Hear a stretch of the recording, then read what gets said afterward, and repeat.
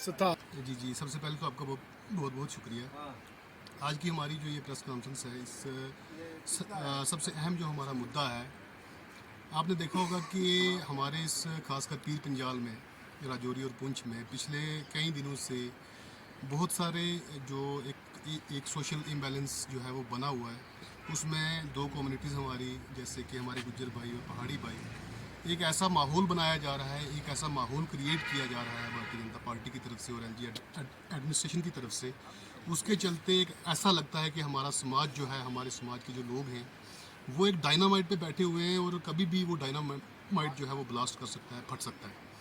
मैं दो चार चीज़ें इसी हवाले से कहना चाहूँगा कि अभी ना ही किसी ने किसी को कुछ दिया है और ना ही किसी का कुछ छीना गया है। जो भी एहतजाज, प्रोटेस्ट या रैलीज निकाली जा रही हैं, ये एक प्री मैच्योर रैलीज निकालना ये टोटली अनएक्सेप्टेबल है। आप जानबूझकर समाज के अंदर जहर घोलने की कोशिश कर रहे हो। हम चाहे अपना पहाड़ी हो चाहे गुज्जर हो, हम एक ही मान लो कि एक ही घर के रहने वाले हैं। हमारा खाना पीना उठना बहना सब कुछ एक है। हम एक साथ एक इलाके एक ही माशरे में रहते हैं और हमें दूर दूर करने की कोशिश की जा रही है। ये भारतीय जनता पार्टी की नफरत की पॉलिसी है और भारतीय जनता पार्टी ऐसे घिनौने काम करके आवाम को, आम आदमी को, जो बेसिक हमारे मुद्दे हैं, जो बेसिक इश्यूज़ हैं, उनसे भटकाने की कोशिश कर रही है। हमारे स्कूलों की हालत बहुत ही ज़्यादा खस्ता है। हमारे हॉस्पिटल, आप यहाँ पे करप्शन का लेवल देखें, आप इन्फ्लेशन देखें कि महंगाई है वो आसमान छू रही है। इन सब चीज़ों से ध्यान भटकाने के लिए बीजेपी ने पहले हिंदू मुस्लिम किया, डोगरा को कश्मीरी से लड़ाया, अब वो गुज्जर को पहाड़ी से लड़ा रहे हैं और पहाड़ी को गुज्जर से लड़ा रहे हैं। और हमारे लोगों को, जो हमारे यहाँ पे हमारे रहनुमा और हमारे रहबर हैं, उनको होश के नाखून लेने की ज़रूरत है। जो हमारे उल्मा और जितने भी हमारे यहाँ पे एडमिनिस्ट्रेशन हो, चाहे वो हमारे उल्माज हों, चाहे वो हमारे पॉलिटिकल लीडर्स हों, सिविल सोसाइटी के मेंबर हों, दोनों तरफ से उनसे मेरी ये गुजारिश है कि खुदारा जो ये नफ़रत के बीज बोए जा रहे हैं, इसको देखिए, इसको परखिए, होश के नाखून लीजिए। ऐसा ना हो कि हम समाज के अंदर एक दूसरे के कल मुंह लगने से भी कासिर रहें।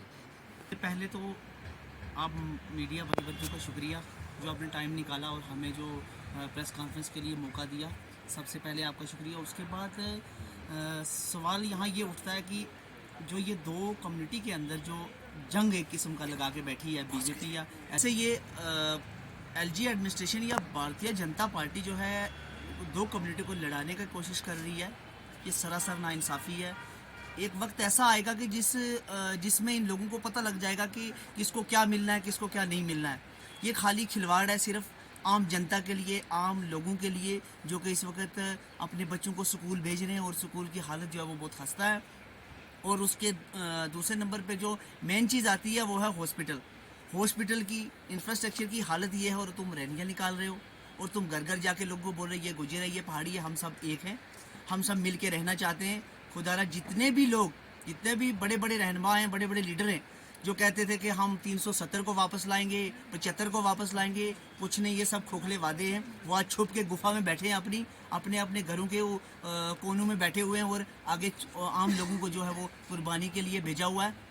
तो मैं जितने भी हमारे जो मजहबी रहनुमा हैं, जैसे हमारे उलमा हैं, जैसे शाहीन साहब ने अभी कहा कि जितने भी लीडर लोग हैं, जितने भी बड़े लोग हैं, उनका ये फ़र्ज़ बनता है आज के टाइम में कि इन लोगों को लड़ाने के बजाय इन लोगों को एक सही दिशा दी जाए, ताकि आने वाले टाइम में ये लोग एक दूसरे के साथ मिलजुल के अपना भाईचारा जो है वो बनाए रखें। शुक्रिया, खुदा हाफिज़। सबसे पहले मैं मशकूर हूँ मीडिया के भाइयों का जो आए और हमें लाइव देना चाहता हूँ कि पिछले गुजरे चंद दिनों से जो ये माहौल हमारे पीर पंजाल में और स्टेट के अंदर बन रहा है और ये जो जहर हमारे समाज के अंदर घोला जा रहा है और भाई को भाई से लड़ाया जा रहा है उन हकूक़ के लिए, और वो पार्टी लड़ा रही है जिसने हमारे सारे हकूक़ छीन लिए, जिसने हमारे सर से छत और पाँव के नीचे से ज़मीन खींच ली, जिसने हमारे तमाम हकूक़ यहाँ से हमारी स्टेट को तोड़ के यूटी बना दिया। हमारी ज़मीनें चली गई, हमारे मामला तमाम वहीं के वहीं हैं। आज मैं एक बात और क्लियर कर देना चाहता हूँ कि एसटी की ज़रूरत तब पड़ती है जब आपके पास तालीम है।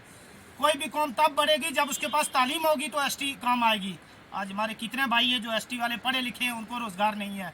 यहाँ बेरोज़गारी बहुत ज़्यादा है। पढ़े लिखे बेरोजगार बहुत हैं। स्कूलों की हालत हमारे सामने है। प्राइवेट अकेडमी को देखें तो 80-80, 90-90% उनका रिजल्ट आता है। हमारे स्कूलों में क्यों 10% और 15% रिजल्ट आता है, जबकि एक बेहतरीन और अच्छी सैलरी और अच्छे पढ़े लिखे हमारे टीचर उस्ताद हैं, हजरात हैं। और इसके साथ मैं ये बताना चाहता हूँ कि सेहत की यहाँ पर सेहत की जो स्कीमें काम कर रही हैं वो बिल्कुल नाकारा हो चुकी हैं। PHC में चले जाओ, स्कूल में चले जाओ, GMC में चले जाओ और कहीं किसी भी विषय पर चले जाओ, आपको ये हुकूमत नाकाम नजर आएगी। इसका एक ही मुद्दा है, सिर्फ समाज के अंदर जहर घोलना और जो महंगाई को, बेरोजगारी को दबा के रखना और लोगों का जहन भटकाना। मेरे भाइयों, हम सब एक हैं, गुजर पहाड़ी भाई भाई हैं। आने वाला वक्त बताएगा कि किसको कितना हक मिलता है, कैसे मिलता है। अभी तक कोई क्लियर नहीं हुआ, कोई सरकार ने गजट नहीं निकाला, ना किसी को मिला है, ना किसी से कुछ गया है। जब वक्त आएगा, हमारे इस वक्त समाज के, सिविल सोसाइटी को, हमारी एडमिनिस्ट्रेशन को, हमारे उलमा हजरात को, समाज के पढ़े लिखे लोगों का ये फ़र्ज़ बनता है कि वो आगे आएँ और अपने अपने समाज को एक सही दिशा की तरफ ले जाएं। नहीं तो ये जो जहर समाज के अंदर घोला जा रहा है और हमें एक ऐसी दिशा में ले जाया जा रहा है जहाँ पर तबाही और बर्बादी के सिवा कुछ भी नहीं है। तो मैं फिर से आपका शुक्रगुजार हूँ और तमाम लोगों से मेरी अपील है, अपना प्यार, अपनी एकता, भाईचारा कायम रखें। हम सब एक हैं, एक ही जगह के रहने वाले, एक ही मुश्किलात हमारी हैं, एक ही परेशानियां हैं। हमें मुद्दों से भटका के वो लोग हमें देने की कोशिश कर रहे हैं जिन्होंने हमारे सारे हकूक छीन लिए। हमें कुछ भी नहीं मिला। बहुत बहुत शुक्रिया।